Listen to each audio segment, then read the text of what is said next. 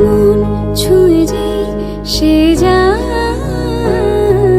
চুল মেলে দেয় বাতাসে। শুভ সকাল আমার প্রিয় বন্ধুরা, তোমরা কেমন আছো? আশা করি কাছে দূরে যে যেখান থেকেই আমার ভিডিও দেখছো অনেক ভালো আছো, সুস্থ আছো। আসানসোল থেকে আমি অর্পিতা, তোমাদেরকে সাথে নিয়ে আবার একটি দিনে শুরু করে দিয়েছি।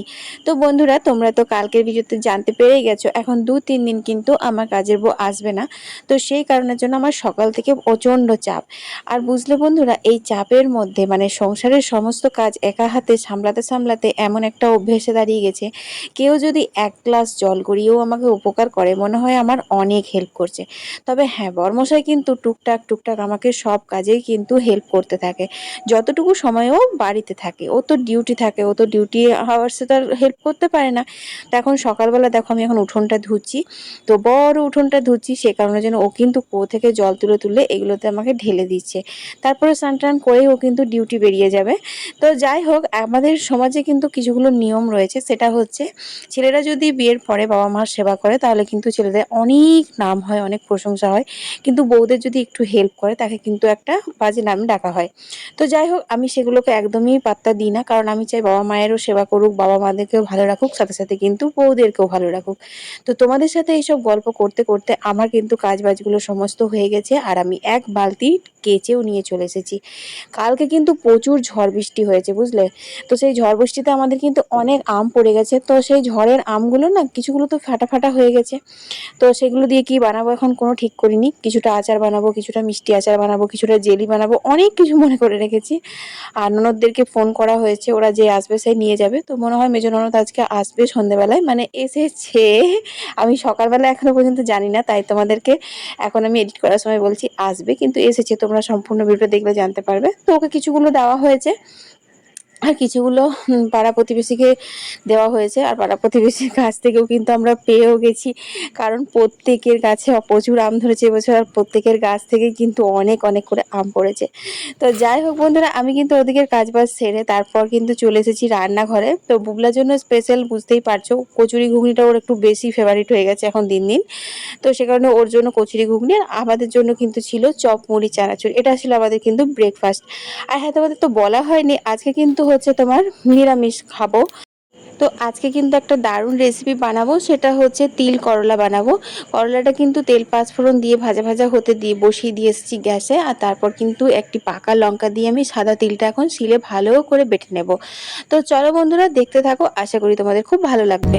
প্রাণ খুলে যেই কিছু গায়, দিন ঢলে ফের রাত আসে, তার মনের কথা ঠোঁটের কোণায় আজ বাঁশির মতোই সে গুনগুনায়।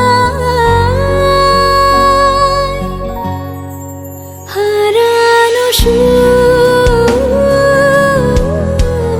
হারানো সুর। তো তিল করলাটা কিন্তু আমি শুকনো শুকনো করে নামিয়ে নিয়েছি, আর তারপর আমি করব হচ্ছে আজকে মিক্স ধোকা। দেখো, ছোলার ডাল বাটাবাটির কিন্তু প্রচুর ঝামেলা থাকে, কিন্তু এই প্যাকেটের মিক্স ধোকাটা না খেতেও ভালো লাগে আর বানানো খুব সহজ। তো দেখো, এখন আমি নুন মিষ্টি দিয়ে এই ধোকাটা কিন্তু ভিজিয়ে রাখছি, মানে মিক্সের যে গুঁড়োটা আছে সেটাকে ভিজিয়ে রাখছি। আধ ঘন্টার মতো কিন্তু ওটাকে ভিজতে দিতে হবে। ততক্ষণে ভাবলাম আমি চটপট করে ঘরগুলো মুছে নিই। আর হ্যাঁ, আমি কিন্তু ঘরগুলো আগেই ঝাড় দিয়ে দিয়েছি। তো বন্ধুরা, আমরা হয়তো সবাই মনে করি যে মেয়েরাই হয়তো সংসারের জন্য সমস্ত কিছু করে, মেয়েরাই, আমি নিজেও কিন্তু কোনো কোনো সময় এরকম বলে থাকি, যখন খুব কষ্ট হয়, যখন কাজ করে করে আর পারি না, তখন আমি এটা বলে থাকি যে জীবনটা আমার গেল গো, সংসার সংসার করেই গেল। কিন্তু না, নারী পুরুষ উভয়ই কিন্তু সংসারের প্রতি অনেক দায়িত্ব থাকে আর অনেক কর্তব্য পালন করে, আর সবারই কিন্তু দেখতে গেলে মানে সমানই। এ ধরো আমার বর্মশাই যেদিনকে বাড়িতে থাকে সেদিনকে কিন্তু কন্টিনিউ কিছু না কিছু কাজ করতেই থাকে, প্রচুর কাজ করে। তো সেগুলো সব দেখে শুনে ওরও তো কষ্ট হয়। ধরো, রোদ গরমটা বেশ ভালোই পড়েছে, বৃষ্টি হলে পরেও বিকেল দিকে বৃষ্টি হচ্ছে, কিন্তু সকাল দিকে বেশ ভালোই রোদ গরম থাকছে। তো সে কারণের জন্য আজকে হচ্ছে 1 মে, ঠিক আছে, তো আমাদের তো বলাই মানে ভুলেই গেছি কথায় কথায় বলতে। তো 1 মে আজ ওর ছুটি আছে, পুবলারও ছুটি আছে, ওরা সবাই এখানে আছে ঘরেই। তো ও তো তোমরা দেখতে পাবে, ও একটার পর একটা কিন্তু কাজবাজ সব করেই যাচ্ছে। তো যাই হোক, তোমাদের সাথে এইসব গল্প করতে করতে আমার কিন্তু ঘরটাও মোছা হয়ে গেল। বয়ে বইছে দূর হারানো সুর। তো দেখো ওইদিকে আমি কিন্তু ধোকার ডালনা ভিজতে দিয়ে কতগুলো কাজ সারলাম। ঘরের কাজ টুকটাক করে তোমাদের সঙ্গে শেয়ার করি, আর এরকম প্রচুর কাজ থাকে যেগুলো তো শেয়ার করাই হয় না।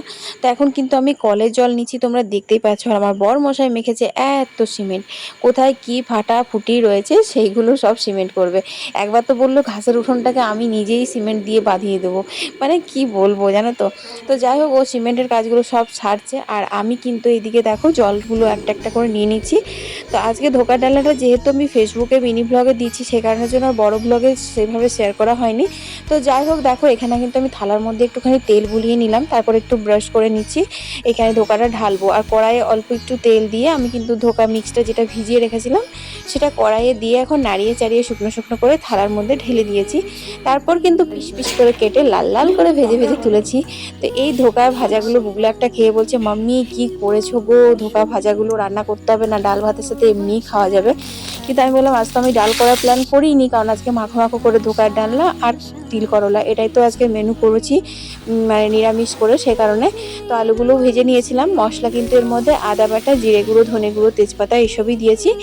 আর তারপর ভালো করে কষিয়ে দেখতেই পেলে আলু দিয়ে কষালাম, তারপর জল ঢেলে এখন কিন্তু ধোকাগুলো দিয়ে এবার নাড়িয়ে চাড়িয়ে কিন্তু ঘি গরম মশলা দিয়ে নামিয়ে নিচ্ছি। ঠিক আছে, বেশিক্ষণ ফোটানো চলে না, কারণ এই ধোকাটা প্রচণ্ড নরম হয়। এক গানের নদী ঠোঁটের কোনায় আজ স্রোতের টানে কেবল শোনা হারানো সুর হারানো সুর বইছে দূর হারানো সুর হারানো সুর। শুরু হয়ে গেছে বুঝলে, একদম জোর তোর দিয়ে বৃষ্টি শুরু হয়ে গেছে। ভাগ্যিস কাপড় জামাগুলো তুললাম আর বৃষ্টিটা নামালো। আর আজকে বড় টিপ করে ফেসবুকে একটা রিলস বানিয়েছি, তো আমার একটা দিদি কমেন্ট করেছে পাক্কা শাশুড়ি লাগছে, খান্ডারিনী শাশুড়ি। চলো এ দেখো, আচ্ছা একই রকমভাবে বিদ্যুৎ চমকাচ্ছে, খুব মেঘ ডাকছে। আগের বছরের মতনই ওয়েদারটা করে দিল, আগের বছর ঠিক এরকমই ওয়েদার করেছিল। বাপরে পুরো মেঘ ডাকছে দেখো।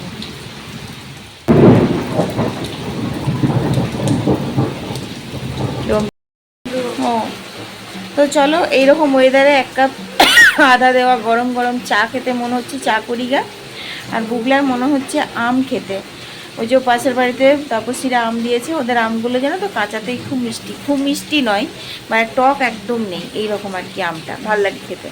সেই আম কেটে দাও, নুন লঙ্কা মাখিয়ে দাও। ওই যে ছেলে আমার পড়া করতে বসেছে, তোকে আমটা দিই আর আমি চলো চা করি, মাকে চা দেবো, চা খাবো। আর হোক বৃষ্টি যত পারছে হয়ে যাক। তো বন্ধুরা লোডশেডিংয়ে সন্ধে দিয়েছি। সন্ধে দেওয়া আর তোমাদের সাথে কি শেয়ার করব। যাই হোক, সন্ধে দিয়েই কিন্তু আবার আমি ঢুকে পড়েছি হচ্ছে রান্নাঘরে। আজকে করব হচ্ছে ফুলকপি ভাজা, মানে ফুলকপি আলু ভাজা রুটি দিয়ে খাওয়ার জন্য। আসলে কি বলতো, তোমাদের হয়তো শুনেই কীরকম একটা লাগবে, মানে গা ঝাঁকড়ে উঠবে যে বাবা এখনও পর্যন্ত ফুলকপি আলু ভাজা খাচ্ছি।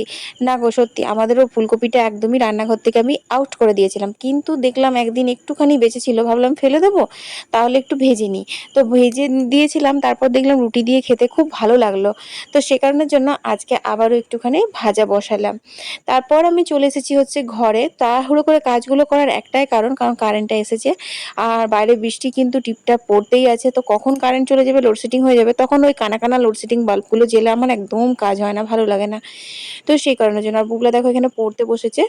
তো এখন আমি শাড়ি জামা কাপড়গুলো সমস্ত ভাঁজ করে নিচ্ছি। আজকে কিন্তু অনেকগুলো কেচেছিলাম, আসলে কাচাটা আমার রেগুলার হয়ে গেছে এখন। ও শাশুড়ি মা তো বলে আমার কাচাকুচির একটা নেশায় দাঁড়িয়ে গেছে, আমি ভীষণ কাচাকুচি করছি।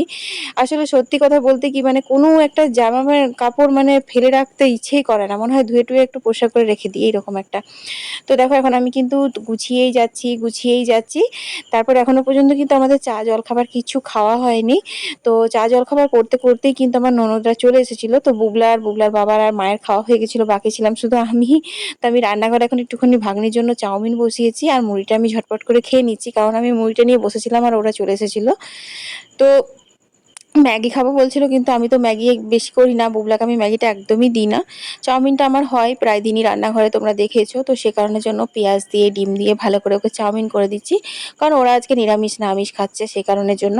তো বুবলা তো আর বাদ দেবে না, বুবলা যে ডেই হোক না কেন বাড়িতে যদি এরকম একটা স্পেশাল মেনু হয় তাহলে ও বাদ দেয় না। তো বুবলাকে আর ভাগ্নিকে দিলাম। তো দেখো এখন কিন্তু বাজে হচ্ছে তোমার রাত্রি 11টা। তো 11টার সময় এখন আমি ধুচ্ছি হচ্ছে বাসন, কারণ রাতের এঁঠো বাসন আমি ফেলে রাখি না। রাতের খাওয়া বাসন যদি ধুয়ে রাখি তাহলে সকালে একটা বিশাল বড় কাজ আমার এগিয়ে থাকে। কারণ তোমরা তো জানো আমার ডেলি রুটিনের মধ্যে সকালবেলা উঠে কিন্তু আমার বাসি কাপড় ছাড়া থাকে। তো বাসি কাপড় ছেড়ে আমার মা বলে যে, শাশুড়ি মা বলে যে এঁঠো বাসন ধুবি, তাহলে আর বাসি কাপড় ছাড়ার কি মানে হলো। আর অ্যাকচুয়ালি আমার অভ্যেসটা এমন হয়ে গেছে সেই 2009 সাল থেকে সকালবেলা উঠে বাসি কাপড়টা আগে ছাড়া। তো সেই জন্য আমি বাসি কাপড়ে মানে বাসি মুখে চাটা না খেয়ে ফ্রেশ না হয়ে কোনো ঘরের কাজবাজও করতে পারি না, আমার ভালো লাগে না, ইচ্ছে করে না। অনেকে দেখেছি আমি বাসি কাপড়ে কিন্তু অনেকগুলো কাজ সেরে নেয়, তারপর ফ্রেশ হয়ে চাটা খায়, কিন্তু সেটা আমি পারি না গো করতে। তো সেই কারণের জন্য না, বউ যদি না আসে তখন কিন্তু আমি রাতের বাসন এঁঠো বাসন সমস্ত ধুয়ে তারপর রান্নাঘর টান্নাঘর ভালো করে পরিষ্কার করে ড্রেস চেঞ্জ করে শুই। তো সেটাই আর কি আজকেও করছি। দেখো এখন আমি কিন্তু গ্যাস ট্যাস মুছছি, আর আজকে গাদা বাসন হয়েছিল, এক তো রাতের খাওয়া বাসন, তারপর চাউমিন টাউমিন করেছিলাম সেই সব বাসন। তো সবকিছু মেজে নিয়েছি, ভয় পাইনি একদম, কারণ রান্নাঘরে অনেক বেসিনে যদি বাসন জমা হয় তো দেখে এক ঝটকা ভয় তো ভাই লাগেই, কিন্তু ভয় পেলে তো চলবে না, করতেই হবে। তো দেখো তোমাদের সাথে গল্প করতে করতে কিন্তু আমার কাজ করতে হেভি লাগে। তো আমি কিন্তু গ্যাস ব্যাসও একদম মুছে নিলাম, কারণ কালকে সকাল থেকে তো আবার রান্নাঘরের যুদ্ধ শুরু হয়ে যাবে, বুগলার স্কুল আছে কালকে, টিফিন বানানো আর করা এসব আর কি। তো দেখো ক্লিন হয়ে গেছে আমার এখন। আর এবার তোমরা বলো আমার ভিডিওটা তোমাদের কেমন লাগলো, ভালো লাগলে অবশ্যই কিন্তু লাইক শেয়ার আর কমেন্ট করো। আর হ্যাঁ, কমেন্টে কিন্তু জানাতে এটা ভুলো না কে কোথা থেকে আমার ভিডিও দেখছো। সবাই ভালো থেকো, সুস্থ থেকো, কাল দেখা হচ্ছে, টাটা।